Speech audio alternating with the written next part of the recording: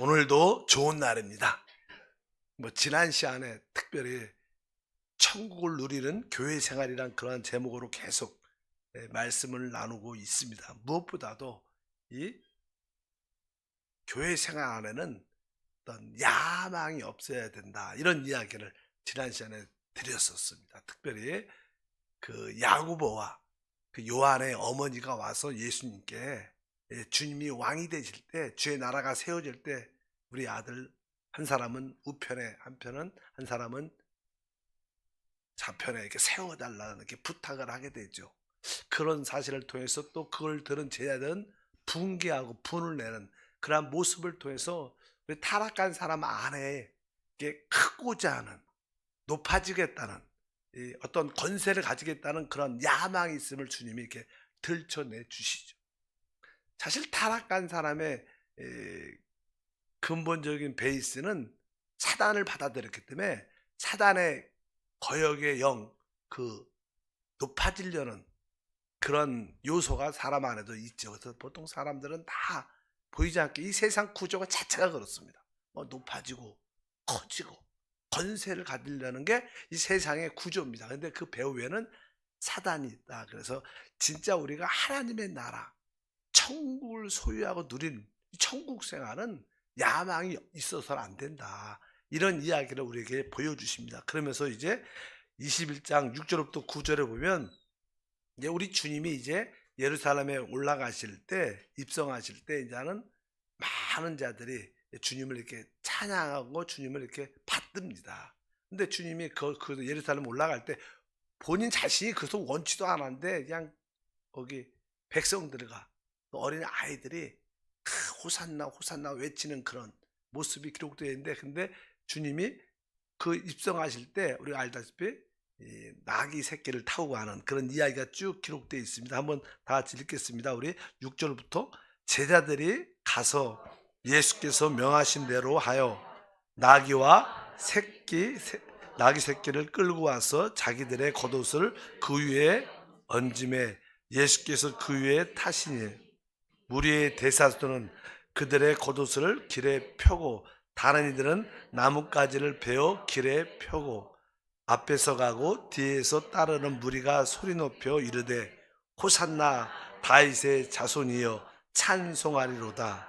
주의 이름으로 오시는 이여 가장 높은 곳에 호산나 하더라. 사실 우리 주님은 참 왕으로 오셨죠.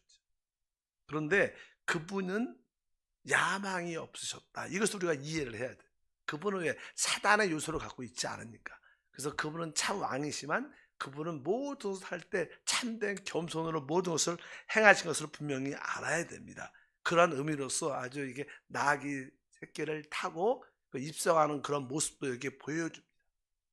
그래갖고 많은 사람들이 예수님에 대해서 그냥 높이죠. 호산나 호산나, 주의 이름으로 오시는 자는.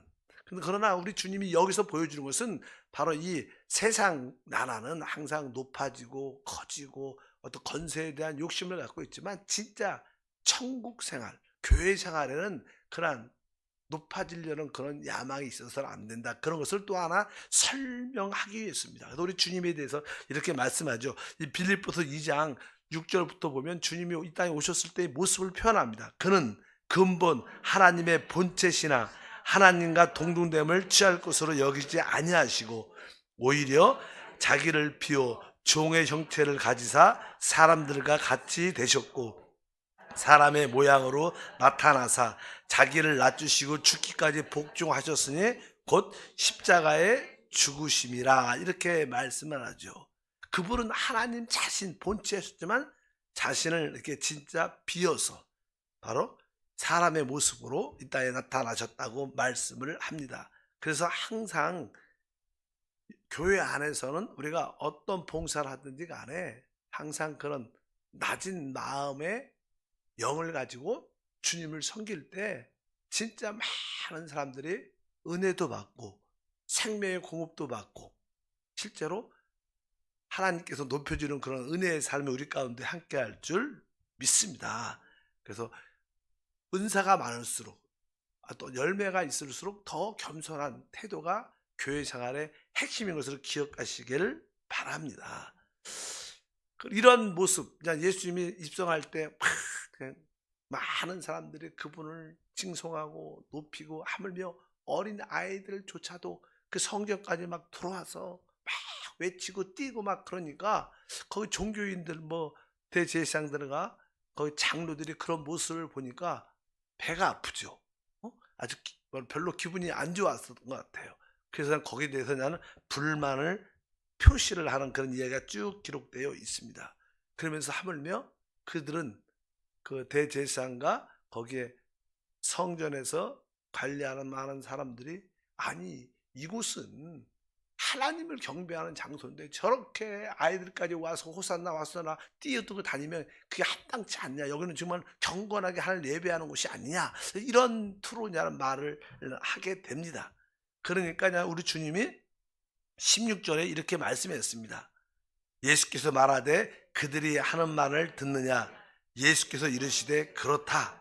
어린 아이와 젖먹이는 입에서 나오는 찬미를 온전케 하게 하셨나이다 함을 너희가 읽어본 일이 없느냐. 그러면서 이렇게 하나의 성경에 하나님의 시편에 이렇게 예언되어 있다는 거예요. 그 어린 아이들도 성전에서 기뻐하고 찬양하고 주님을 높이는, 사실 참된 이게 하나님을 경배하는 장소는요, 이렇게 조용하고 아주 뭐 이렇게 거룩하다고 느끼는 인간적인 관점에서 그런 곳이 진짜 하나님을 경배하는 장소가 실제는 아닙니다. 진짜 하나님을 경배하는 장소는 뭐 생명이 있으니까 거기에는 기쁨이 있고 감사가 있고 띠임이 있고, 어떻게 하나님께 높이 외치는, 구약에서도 보면 막 하나님의 성전이 다시 재건됐을 때 막 사람들이 또 한편이요 이렇게 하나님의 언약궤가 또 올라올 때는 막 춤을 추고 막 외치고 기뻐하고, 하나님을 경배한다는 것은 진짜 주님을 기뻐하는 겁니다. 뛰고 춤을 추고 외치는 것이지, 그냥 조용히. 세상에서 가장 조용한 곳은 어디냐? 어디 같아요? 무덤가에 가면 거예요. 조용합니다 거기. 영적으로 죽어 있으니까 조용한 거지, 진짜 우리 영이 열리고 해방되면 어린아이가 뛰놀고 찬양하고 기뻐하고 호산나 외치는, 그래서 좀 더 우리 한세교회도 더 열정적으로 더 뜨겁게 찬양 기도 외치는 그런 모습이 참된 경배다, 이런 뜻을 우리 주님이 또 한편적으로 말씀하신다. 그래서 조용한 교회, 숨을 쉬어도, 제가 보통 너무 조용하면, 제가 그런 얘기 했잖아요. 제가 장로교회 몇 번 가봤는데 옛날이죠, 요새는. 근데 옛날에 어떤 교회에 신방 탐방을 갔었는데 너무나 조용한 거예요. 유명한 교회죠. 한 3, 400명? 3, 400명쯤 모여서 예배를 드리는데, 내가 그때가 수요 예배인지 금요 예배인지 근데 너무 조용한 거예요. 그래서 그냥 뭐 이렇게 좀 걸어가면 바스작거리는 소리도 들릴 것 같아. 그래서 제가 그냥 숨이 좀 거친데 막 이렇게 내가 숨을 이렇게 쉬어도 소리가 막 들리는 것 같아. 그러니까 숨을 못 쉬겠는 거야. 그래서 죽을 것 같아. 그래서 다시 나왔는 기억이 있어요. 너무 조용한데 아마 그 조용함을 누리는 것 같아. 조용한 가운데 하나님이 있다, 이런 생각을 하는지. 그래서 우리 순복음교회 진짜 다르다, 이런 생각을 진짜 많이 해봤습니다. 저는 뭐 사실 순복음교회에서 시작해서 순복음교회만 다녀 잘 모르죠. 근데 그냥 가보니까 그러더라고. 어찌하든지 교회는 좀 이렇게 역동적이고 뜨거움이 있고 외치고 선포하는, 영이 열리는 그런 모습이 진정한 예배라, 이렇게 말씀을 드렸습니다. 그래서 교회 안에서도 아이들이 좀 이렇게 막 뛰고 이런 모습. 근데 우리 교회는 애들이 잘 뛰는 것 같아요. 로비가 좋아서 잘 뛰는 건지 왔다 갔다 잘 이렇게 하는데, 그냥 그런 모습이 어떻게 보면 그게 진짜 살아있는 역동적인 그런 예배의 모습이 될 것을 믿으시기를 바랍니다. 그래서 구약에서도 진짜 주님을 뜨겁게 찬양하고 기뻐하고 춤을 추는 참된 경배의 모습을 우리가 올바로 가져야 된다, 이렇게 주님이 한번 말씀해 주시는 것이고, 이제 그런 상황 가운데 대제사장과 이제 그 장로들이 예수님께 나와서 질문을 합니다. 질문을 해. 그러니까 주님이 그 성전에 들어가서 성전을 이렇게 대청소같이, 여기는 하나님의 기도하는 집인데 왜 이렇게 장사하는 소굴로 만들었냐, 그런 모습을 막 좀 가지니까 거기에 나름대로 어떤 종교적으로 주의가 있고 높아지고, 또 이렇게 사회적으로 인정받는 장로들과 대제사장들이 와서 질문을 합니다. 예수여, 당신은 무슨 권세로 이런 일을 행하고 있느냐?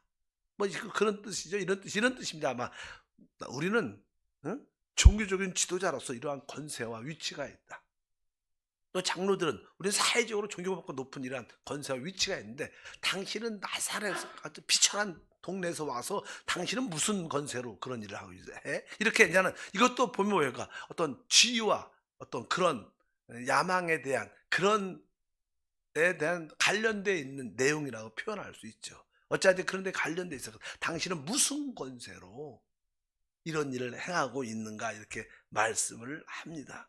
그러니까 주님께서 저는 말씀하시죠. 그러면 내가 먼저 너에게 질문을 하겠다. 너희가 거기에 질문을 대답을 하면 나도 대답해 주겠다. 그러면서 이렇게 24절부터 주님이 말씀합니다. 21장 24절 25절 예수께서 대답하시되 나도 한 말을 너에게 물으리니 너희가 대답하면 나도 묻은 권위로 이런 일을 하는지 이르리라.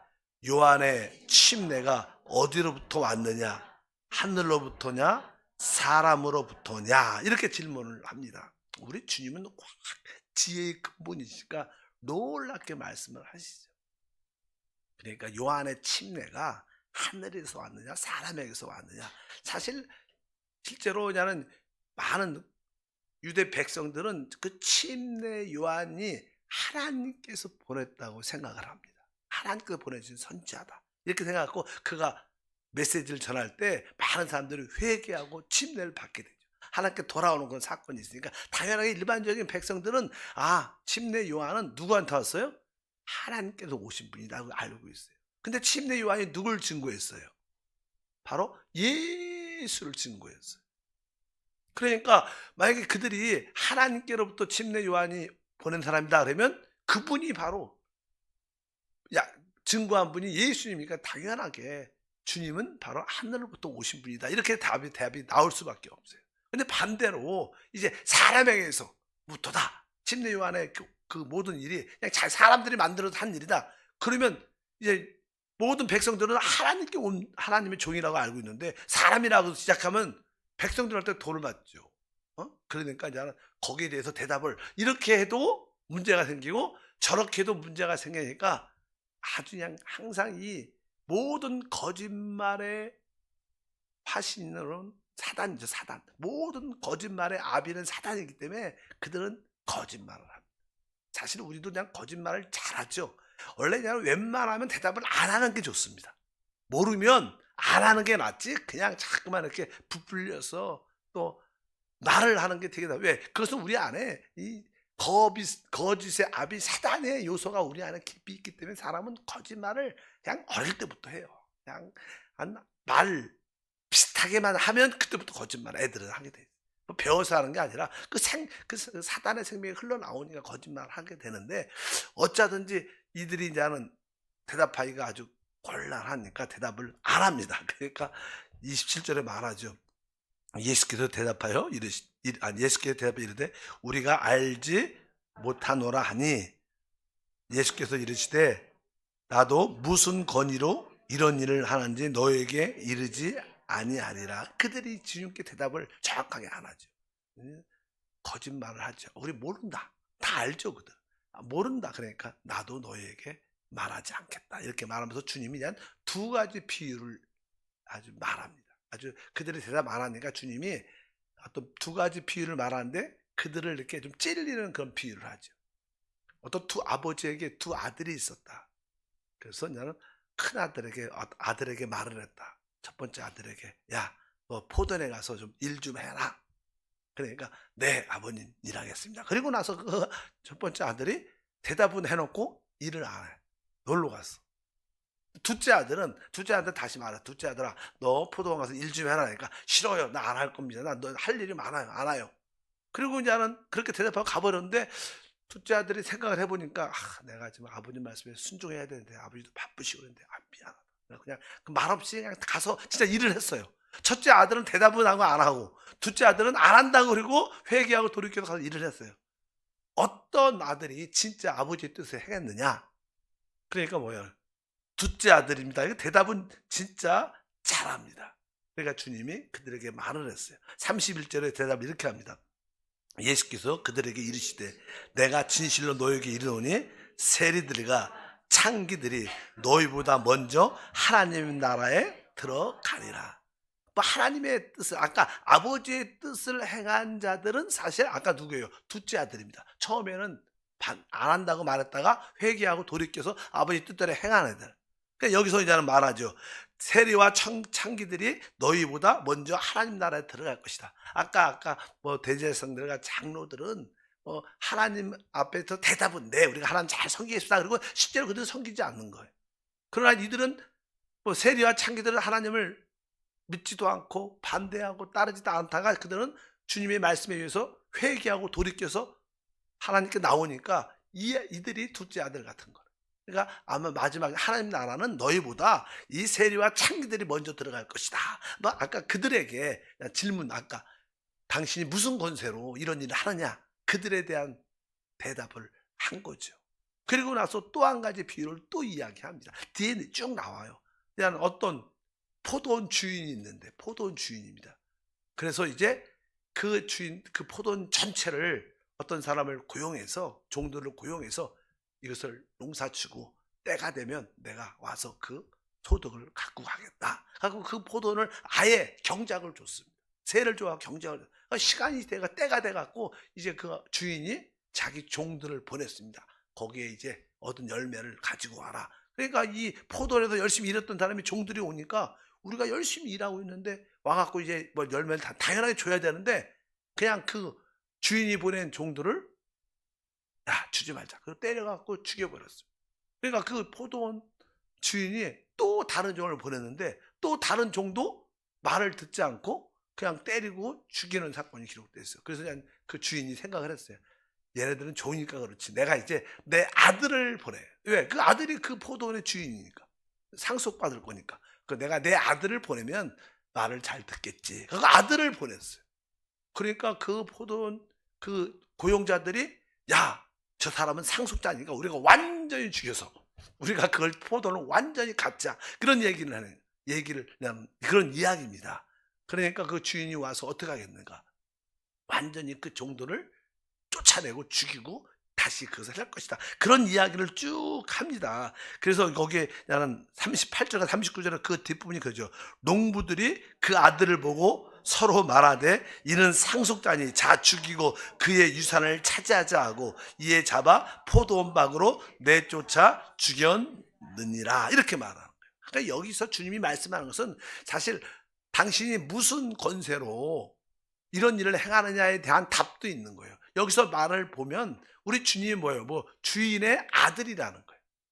우리 주님은 실제로 아버지의 아들로 이 땅에 오신 사람, 상속자로 오셨는데 이 세상에 특별히 유대인들이 하나님 나라를 일식으로 맡겼죠. 이 땅에 구약 시대에 맡겼는데 그것을 일은 하지 않고 결국 그 아들 예수님을 결국 어떻게 죽이죠. 그런 이야기를 쭉 하면서 주님이 말씀합니다. 42절에 보니까 예수께서 이르시되 너희가 성경에 42절부터 그냥 44절 다 읽겠습니다. 예수께서 이르시되 너희가 성경에 건축자들이 버린 돌이 모퉁이 돌의 머릿돌이 되었나니 이것은 주로 말미암아 된 것이요.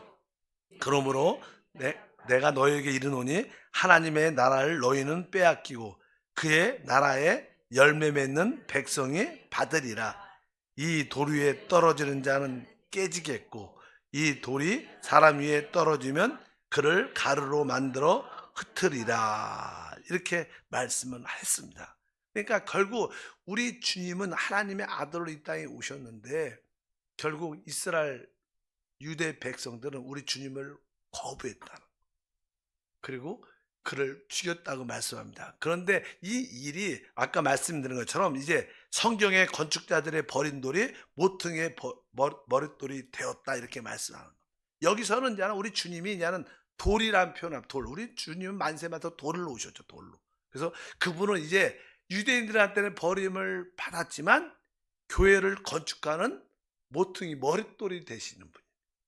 그리고 유대인들한테는 바로 어떻게 돼요? 결국 그 돌이 예수님이 그들에게 넘어지는 거치는 돌이 되고 또 나중에 이방인들, 주님이 다시 오실 때 이방인들에게는 바로 이 나라가, 뭐 다니엘서에 보면 이제 사람의 그 신상이 있는데, 세상 정부가 마지막 하늘에서 날라오는 돌이 떨어지는, 깨짐으로 말미암아 그 인간 정부가 깨어지는, 이렇게 그런 돌, 하늘에서 날라온 돌로 표현합니다. 그래서 이방의 모든 열국들이 심판받는 그런 이야기. 그러니까 우리 주님은 바로 교회에서는 뭐였냐는, 교회를 건축하는 머릿돌이 되시고 모퉁이 돌이 되시고, 또 유대인들에게는 거친 넘어지는 돌이 되시고, 또 믿지 않는 이방 나라 애들에는 심판하는 돌이 된다. 이런 이야기를 예언적으로 주님이 말씀하시는 그런 내용들이라고 말씀을 드릴 수 있습니다. 그래서 여기에 있는 모든 것들은 한편적으로 주님의 권위, 또 타락한 사람들이 갖고 있는 그 야망 권위에 대한 설명을 다 포함하고 있는 것이거든요. 우리가 이해를 할 필요가 있다. 그래서 우리 주님은 진짜 하나님의 아들이시고 하나님의 권위시고 모든 것을 우리한테 계시해 주는 말씀인 줄 믿습니다. 그래서 우리는 다른 데 관심 갖지 말고 우리의 모든 것은 뭐예요? 그리스도가 우리의 권위시, 그리스도가 우리의 모든 것이 되신다. 그래서 우리가 받아들여야 됩니다. 그래서 우리는 합당한 교회 생활은, 천국 생활은 어떤 크게 되려는 거, 높아지려는 그런 권세를 갖는 게 아니다. 우리는 진짜 다른 사람을 살리고 섬기고 회복시키는 겸손한 통로가 돼야 된다. 그러면 주님이 결국 우리와 함께하는 누림을 갖게 될 줄 믿습니다. 그래서 우리는 교회 생활할 때 세상처럼 인정받으려는 그런 요소가 없어야 됩니다. 높아지려는 요소. 교회 안에는 진짜 그리스도만을 추구하는, 그리스도만을 나의 모든 것으로 체험하려는 그런 마음이 합당한 교회 생활하는 것을 분명히 알아야 될 줄 믿습니다. 교회 생활의 가장 근본적인 문제점은 거기서 나오죠. 아까 말한 거예요. 자꾸만 높아지고 인정받으려, 그게 강하면 결국 그것은 우리에게 많은 문제를 가지고 오게 됩니다. 결국 자기도 죽이고 교회도 죽이고 다른 사람도 죽이는 그런 요소. 왜? 그것은 사단의 생명, 사단의 역사니까. 그것으로 분명히 여러분들이 분별력을 가져서 이제 그리스도만을 추구하라. 그분이 바로 우리 교회를 건축하는 우리의 모퉁이 돌이 되지. 또 그 그리스도는 다른 사람한테는 거치는 돌이 되고, 또 어떤 자들에게는 심판받는 돌이 될 수 있다는 거예요. 그러나 우리는 교회로 건축되는 그분을 바로 모퉁이 돌로 우리가 붙잡는 그런 믿음의 삶이 돼야 될 줄 믿습니다. 하나님 아버지 감사합니다. 다시 한번 타락한 본성에서 우리에게서 나오는 높아지려는, 크게 되려는, 또 권세에 대한 그러한 야망의 욕심이 성령 안에서 제거되고 분별력을 갖게 도와주셔서 속지 않도록 도와주시옵소서. 오직 그리스도만이 우리의 권위고 우리의 모든 것이 되심을 깨닫는, 주님만을 추구하는 믿음의 삶으로 주를 섬기게 하소서. 그 결과 많은 사람을 살리고 회복함으로 말미암아 참된 주의 통로가 됨을 믿습니다. 주 예수 이름으로 기도합나이다. 아멘. 하늘에 계신 우리 아버지여, 이름이 거룩히 여김을 받으시오며 나라가 임하시오며 뜻이 하늘에서 이루어진 것 같이 땅에서도 이루어지리다. 오늘 우리에게 일용할 양식을 주시옵고 우리가 우리에게 죄 지은 자를 사하여 준 것 같이 우리의 죄를 사하여 주시옵고 우리를 시험에 들게 하지 마시옵고 다만 악에서 구하시옵소서. 나라와 권세와 영광이 아버지께 영원히 싸움나이다. 아멘. 할렐루야. 근데 사실 중요한 건요, 우리 안에 이 높아지려는 그런 야망, 욕심들이 있는데 그것이 사실 우리가 밑에 있을 때는요, 그 뭐 그런 위치에 있지도 않으면 그것이 뭐 드러내도 말도 안 되고 드러나지도 않아요. 근데 한번 그런 위치에 있을 때 사람이 드러납니다. 사람이 이렇게 나름대로 어떤 위치, 인도자 위치, 높은 위치에 있으면 그 사람이 어떤 사람인가 그때 나타나. 그래서 여러분들이 있을 때 잘 아셔야 돼요. 있을 때 내가 어떤 부분의 책임자가 됐을 때 더 잘 섬기고 진짜 또 다른 사람을 높여주고 이끌어주는 그런 모습을 그냥.